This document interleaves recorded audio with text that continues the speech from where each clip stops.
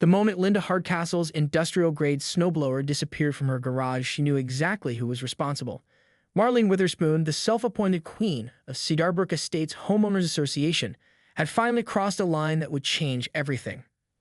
It was 5:47 a.m. when Linda first noticed the empty space where her prized Toro Snowmaster 824 QXE normally sat. Frost glittered on the concrete floor, mocking her. Outside, 6 inches of fresh snow blanketed the suburban landscape, transforming their meticulously planned neighborhood into a pristine winter canvas. Any other morning, she would have been clearing her driveway, then helping her elderly neighbors, a ritual she perfected over 15 winters in this community. But not today. The theft wasn't just about a snowblower. It was about power, control, and the unspoken war that had been brewing between Linda and Marlene for months. Their conflict wasn't random. It was a calculated dance of passive-aggressive maneuvers that had been escalating since last summer's infamous garden gnome incident. Marlene Witherspoon, or HOA Karen, as the neighborhood not-so-secretly called her, was a 58-year-old retired school administrator with nothing better to do than patrol the neighborhood's strict aesthetic guidelines. Her weapon of choice? A clipboard, a digital camera, and an encyclopedic knowledge of the Cedarbrook Estates Homeowners Association rulebook. Linda pulled up the security camera footage on her phone. The image was crystal clear.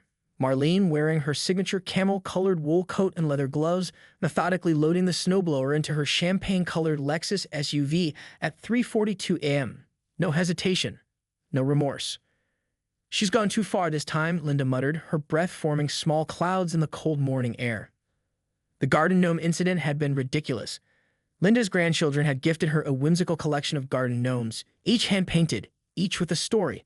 Marlene had cited Section 7.3, subsection C of the HOA guidelines, which stated that decorative lawn figures must not exceed 12 inches in height and must maintain a neutral color palette consistent with the neighborhood's classical aesthetic. Linda's gnomes had been 14 inches tall, some more bright colors. They were cheerful. They were an abomination in Marlene's perfectly manicured world. Now the snowblower was gone, and Linda wasn't the type to call the police. No, she had something far more strategic in mind. Her fingers traced the edge of her phone, already composing an email to the HOA board. But this wouldn't be a typical complaint. This would be a masterpiece of passive-aggressive documentation that would make Marlene rue the day she ever messed with Linda Hardcastle. The snow continued to fall outside, soft and silent, a blank canvas for the war about to unfold in Cedarbrook Estates. The Cedarbrook Estates Community Center buzzed with its usual mid-morning energy when Linda walked in, her laptop bag slung over her shoulder like a tactical briefcase. She'd spent the last 3 hours compiling what could only be described as a forensic dossier on Marlene Witherspoon's serial rule violations. "Good morning, Linda," chirped Sharon Reynolds, the community center's receptionist. Her eyes darted nervously between Linda and the meticulously organized bulletin board behind her, a sacred space Marlene had curated with the precision of a museum curator. Linda smiled, a dangerous smile. The HOA board meeting wasn't scheduled until next Thursday, but Linda wasn't about to wait. She discovered something far more interesting during her morning research, a series of infractions that would make Marlene's snowblower theft look like a minor indiscretion. Exhibit A, Marlene's backyard fence, exactly 3.2 inches taller than the neighborhood regulation height. Exhibit B, her rose bushes, which extended precisely 6 inches beyond the prescribed landscaping boundary. Exhibit C, the most damning evidence, a 3-year-old violation where she painted her mailbox a shade of taupe that was categorically different from the approved sandstone whisper color in the HOA guidelines. "I'd like to submit some documentation," Linda announced, spreading her carefully organized files across the reception desk. Sharon's hands trembled slightly. Everyone in Cedarbrook Estates knew about the unspoken Cold War between Linda and Marlene. It was like watching 2 chess grandmasters prepare for an epic confrontation, except their battlefield was landscaping regulations and passive-aggressive email chains. What Marlene didn't know was that Linda had been a forensic accountant before retiring. Detailed documentation wasn't just a skill, it was an art form. And she was about to turn that art into a weapon. Her phone buzzed. A text from her son, Michael. "Mom, do you seriously just spend the morning researching HOA violations?" Linda typed back, "War is war, sweetie." The community center's ancient copier wore to life. Each page emerging was another nail in Marlene's metaphorical coffin, color-coded, annotated, with precise measurements and time-stamped photographic evidence. She knew Marlene would retaliate. The snowblower theft was just the opening move. But Linda Hardcastle wasn't some random suburban homeowner to be intimidated. She was a strategist, a researcher, and now apparently a woman on a mission to reclaim her stolen snow removal equipment. As she gathered her documents, Linda couldn't help but smile. The game was about to get interesting. Outside, the winter wind whispered promises of snow and revenge. Marlene Witherspoon's weekly bridge club was sacred. 4 hours of uninterrupted gossip and strategic card playing that she maintained every Wednesday for the past 15 years. Today, however, something was off. Her perfectly pressed lavender cardigan felt tight. Her meticulously shuffled cards seemed to tremble in her manicured hands. She knew Linda was coming for her. The bridge club, comprised of Margaret Holcomb, Deborah Reese, and Evelyn Carpenter, had been her confidential support system for years. These were women who understood the delicate art of neighborhood management. They weren't just friends. They were co-architects of suburban order. Someone stole Linda Hardcastle's Snowblower, Marlene announced, her voice carefully calibrated to sound concerned rather than guilty. Can you believe the nerve of some people these days? Margaret raised an eyebrow. She'd known Marlene for 42 years and could detect a lie faster than she could count her bridge points. Interesting, she said, placing down a queen of hearts. Interesting indeed. What Marlene didn't know was that information traveled faster in Cedar Brook Estates than internet gossip. Her bridge club had already heard multiple versions of the Snowblower incident, including a rumor that Marlene herself might be responsible. The text from her son that morning hadn't helped. "Mom, do you seriously take someone's snowblower? Are you trying to get sued?" Marlene had promptly blocked his number. Her defense was simple. The snowblower had been improperly stored. Section 5.2, subsection G of the HOA guidelines clearly stated that mechanical equipment must be stored in designated areas and cannot obstruct common pathways or create visual disharmony. Linda's garage door had been open. The snowblower was technically in violation. Perfect logic. Except logic rarely won against determination, and Linda Hardcastle was nothing if not determined. The bridge game continued, but the tension was palpable. Each card placement felt like a strategic military maneuver. Each subtle glance a potential declaration of war. "Another martini?" asked Deborah, her hand already reaching for the crystal pitcher. Marlene nodded. She would need fortification for what was coming.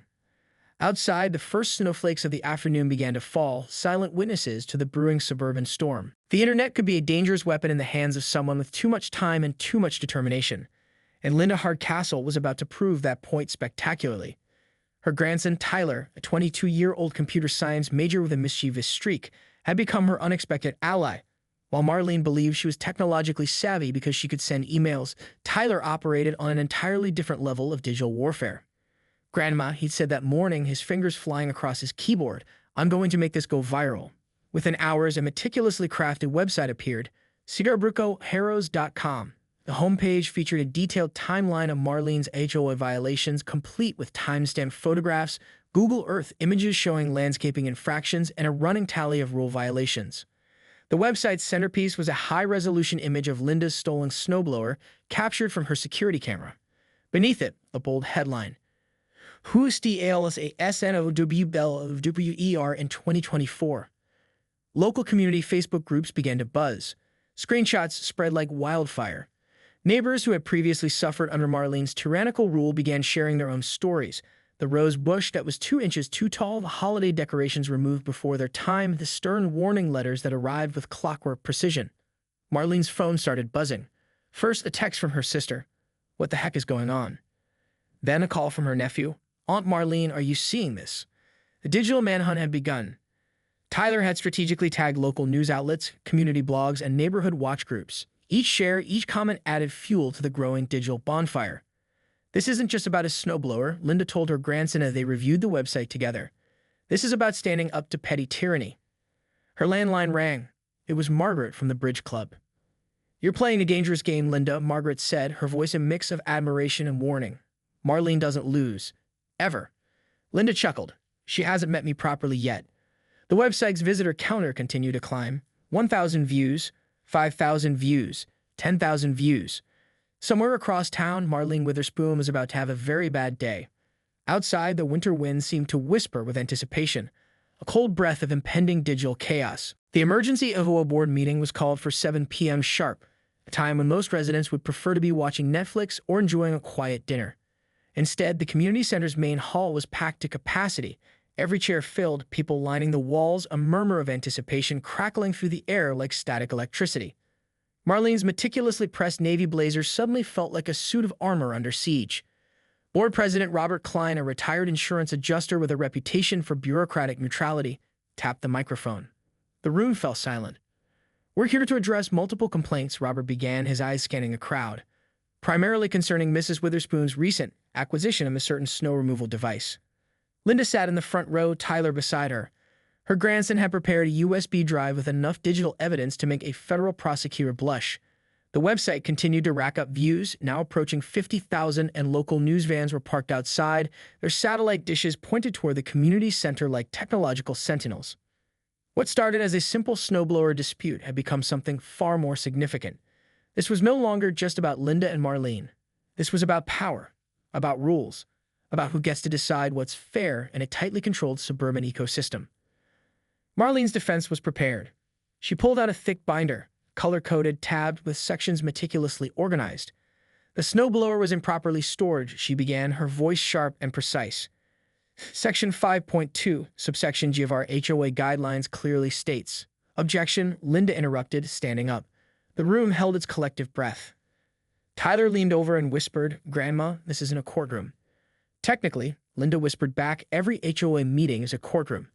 The tension was thick enough to cut with a knife. Neighbors who had suffered under Marlene's rule for years sat forward in their seats. This was more than a meeting. This was a referendum. Robert Klein cleared his throat. "Mrs. Hardcastle, you have the floor." Linda approached the podium, her tablet in hand. The large projection screen behind her flickered to life, showing a systematic breakdown of Marlene's own HOA violations, each documented, timestamped, categorized. "This isn't about a snowblower," Linda began. "This is about accountability." Outside, the winter wind seemed to pause, waiting, watching as the suburban drama about to unfold promised to be far more entertaining than any Netflix series. Within 48 hours of the HOA meeting, Marlene Witherspoon found herself transformed from neighborhood enforcer to public enemy number one. Her carefully cultivated reputation lay in ruins, much like the landscaping regulations she'd once so zealously defended. The local news picked up the story. "Suburban snowblower showdown," read the headline in the Cedar Brook Chronicle. Reporters camp outside her immaculately maintained, Tudor-style home, their cameras trained on her driveway like hunters waiting for prey. Her bridge club abandoned her. Margaret Holcomb, her longest-standing friend, returned the Waterford crystal wine glasses Marlene had gifted her last Christmas. The note was brutally concise: "Actions have consequences." Tyler's website had become a digital monument to community rebellion. Residents from surrounding neighborhoods began sharing their own HOA horror stories. What had started as Linda's personal vendetta had morphed into a full-scale suburban uprising. "I created a monster," Linda muttered to her grandson, watching the website's visitor count climb past 100,000. But Marlene wasn't going down without a fight. She filed a formal complaint with the HOA board, alleging that Linda's website constituted harassment. She hired a local attorney, Donald Perkins, a small-town lawyer with a reputation for being more bark than bite. His letterhead promised swift justice in bold, slightly crooked letters. The legal document arrived via certified mail, its contents a masterpiece of bureaucratic aggression. Marlene demanded the removal of the website, financial compensation for emotional distress, and a formal apology. Linda's response was immediate and surgical. Using her forensic accounting skills, she began a deep dive into Marlene's past. Tax records, property assessments, HOA meeting minutes dating back a decade. Every piece of documentation became a potential weapon. Tyler discovered something particularly interesting buried in public records, a zoning violation from 7 years ago that Marlene had somehow managed to keep quiet. It involved an unauthorized shed, 3 inches too close to the property line, constructed without proper permits. "Grandma," Tyler said, his eyes glinting with the excitement of digital discovery, "I think I found something big." Linda's smile was predatory. The snowblower was just the beginning. This was about principle now. This was about justice, suburban style.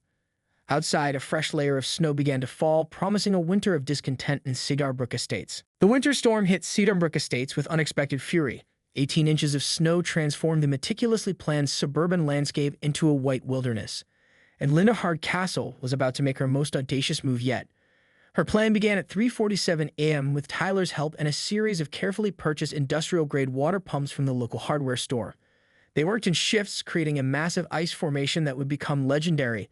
A 10-foot wall of solid ice, strategically positioned directly behind Marlene Witherspoon's champagne-colored Lexus. "This," Linda muttered, adjusting her thermal gloves, "is for the snowblower."